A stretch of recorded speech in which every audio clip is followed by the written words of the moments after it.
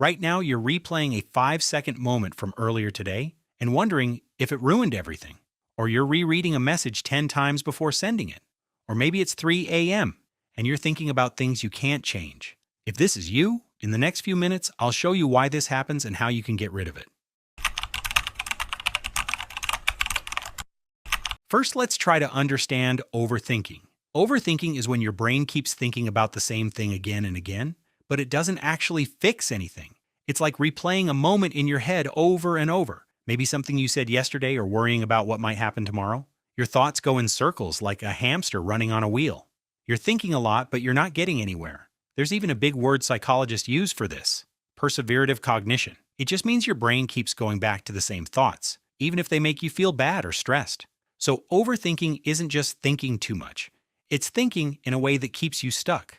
Your brain is trying to help you. It wants to keep you safe. So it keeps scanning for problems and trying to figure everything out. But sometimes instead of helping, it makes you feel more worried or upset. It's like your brain's alarm system going off even when there isn't a real emergency.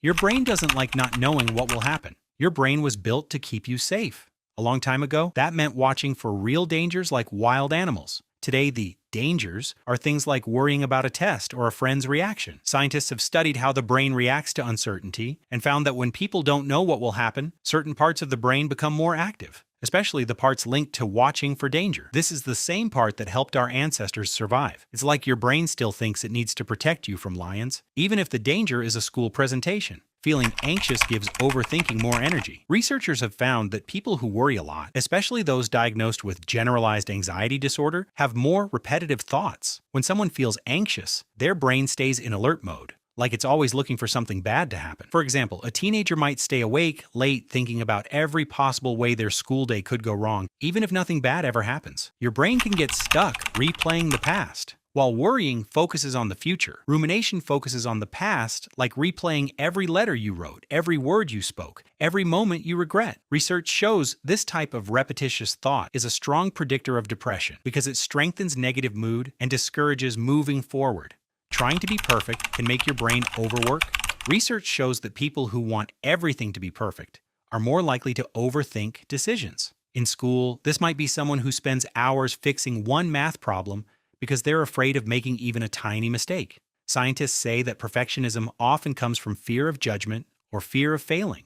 This fear makes the brain overanalyze every detail. Low self-confidence can cause more thinking. When you don't fully trust your judgment, you double and triple check it in your head. People with low self-esteem tend to ask themselves things like, "Did I say that wrong?" or "What will they think?" which creates more thinking instead of peace. Overthinking can become a habit your brain learns. The brain gets stronger at things you do over and over. Scientists call this neural pathways. Pathways in the brain get stronger when used often, like a path in the grass becomes clear the more it's walked. If you overthink repeatedly, your brain finds it easy to get stuck again and again, even when there's no real problem. It's like a habit your brain learned without you noticing.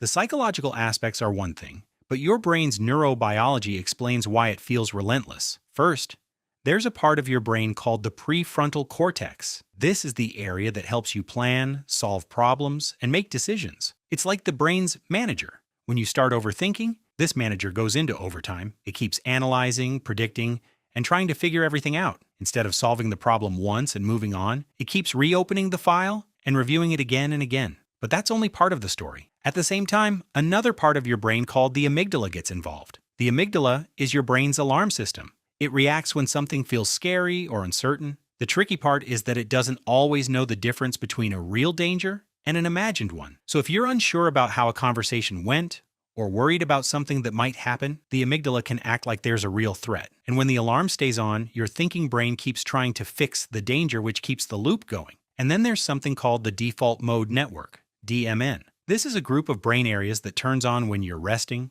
daydreaming, or thinking about yourself. It's active when your mind wanders. Normally, it quiets down when you focus on a task. But when you overthink, this network can stay switched on for too long. That's when your thoughts start looping, replaying the past, imagining the future, analyzing yourself over and over. So here's what's really happening. Your alarm system, amygdala, senses a possible threat. Your manager, prefrontal cortex, tries to solve it. Your mind-wandering system, DMN, keeps bringing the thought back. Together, they create a cycle that feels nonstop and exhausting. The important thing to understand is this: your brain isn't broken, it's trying to protect you. It's just stuck in problem-solving mode when there isn't actually a problem that needs solving. And once you understand that, the cycle starts to feel a little less mysterious and a lot more manageable.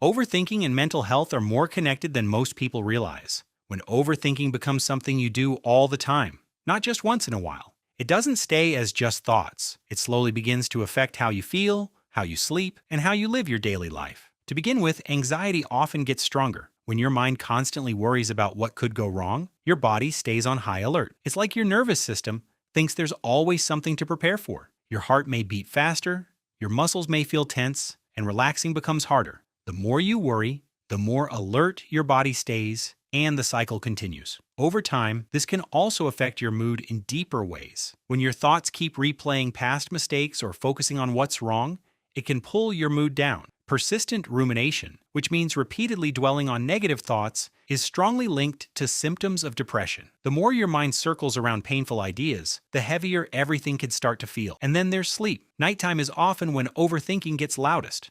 When your head hits the pillow, distractions fade and your thoughts take center stage. Racing thoughts can keep you awake, delay sleep, or wake you up in the middle of the night. Less sleep leads to more exhaustion, and when you're exhausted, it's even harder to manage your thoughts the next day. As a result, even simple decisions can start to feel overwhelming. Choosing what to wear, sending a message, or making a small choice can suddenly feel heavy. When you're stuck in thought loops, your brain struggles to settle on an answer. You second-guess yourself, revisit options, and feel mentally drained by decisions that used to feel easy. Research consistently shows that these patterns are not harmless habits. They don't just make you tired. They can slowly feed real emotional distress if they continue unchecked. The good news, though, is that patterns can be changed. Once you understand how overthinking connects to your mental health, you can begin learning ways to gently interrupt the cycle instead of being controlled by it. You might think that people who overthink are just deep thinkers with too much brain power, but scientists make a real distinction. Deep thinking is purposeful. It explores ideas with a goal. Overthinking is repetitive, self-critical, and stuck. Deep thinking leads to insight and action. Overthinking leads to looping thoughts that feel productive, but don't help you move forward. That's why overthinking isn't necessarily a sign of higher intelligence. It's a sign that your brain's pattern recognition has become entangled with fear and self-judgment.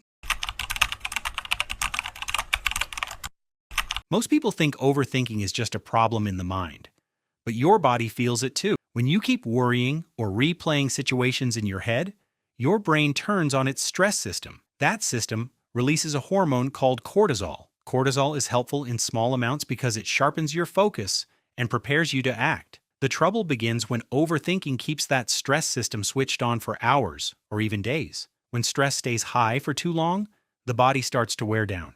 You may notice headaches, tight muscles, stomach issues, or feeling tired all the time. You might even get sick more often. Long-term stress has also been connected to heart problems over time. Your mind and body are deeply connected. When your thoughts never rest, your body doesn't get to rest either. Have you ever reached the end of the day feeling exhausted, even though you did not do much physically? That is often the effect of overthinking. Running through what-if scenarios, replaying conversations, and preparing for problems that never happen takes real energy. Your brain is working hard the entire time. Taking care of your thoughts is not just about emotions, it is also about protecting your physical health. So now you understand what overthinking is and how it traps you. That's an important first step. But knowing why it happens is different from knowing how to stop it. The good news is that scientists have been studying this for a long time, and they've found tools that really help. These are not magic tricks, and they won't change everything overnight, but they are simple skills you can practice. And the more you practice them, the stronger they become. Let's start with something called mindfulness. That word might sound complicated, but it really just means paying attention to what is happening right now. Instead of living in your head, you gently bring your focus back to the present moment. Researchers at Harvard University found that mindfulness programs helped reduce anxiety and depression. The best part is that you do not need to sit still for an hour to practice it. You can simply take a few slow breaths, notice the feeling of your feet on the ground, or look around and name what you see. Small moments like these gently interrupt the spiral and bring you back to now. It teaches you to create a little space between you and your thoughts. For example, Instead of saying, I am going to fail, you say, I am having the thought that I am going to fail. That tiny change may not seem powerful at first, but it is. It reminds you that a thought is not a fact. It is just something your mind produced.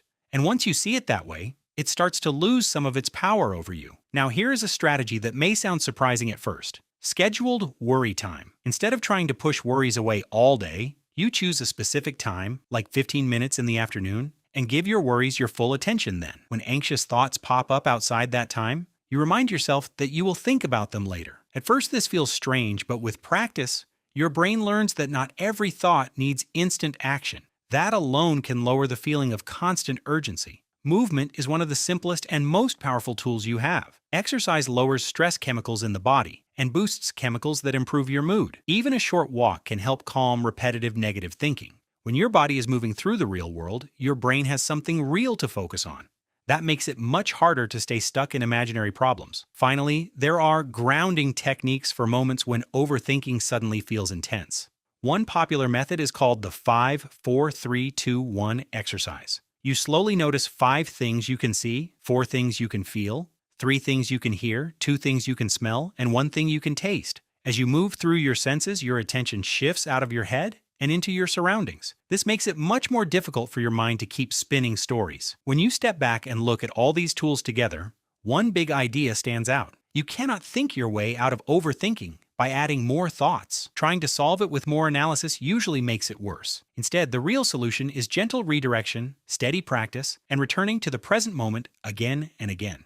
Your brain learned to overthink through repetition. In the same way, it can learn calmness through repetition too. If you see yourself in these patterns, it doesn't mean there's something wrong with you. It means your mind is trying, maybe too hard, to protect you. But here's the truth. Your mind was designed to solve problems, not to live inside them. Overthinking loses its grip the moment you realize that not every thought deserves your attention. You don't need to silence your mind completely. You just need to stop believing every fear it produces. If this resonated with you, take a moment right now and reflect. What is one thought you've been replaying that isn't actually helping you move forward? Drop your experience in the comments or share this with someone who lives in their head a little too much. The more we talk openly about overthinking, the less power it has over us.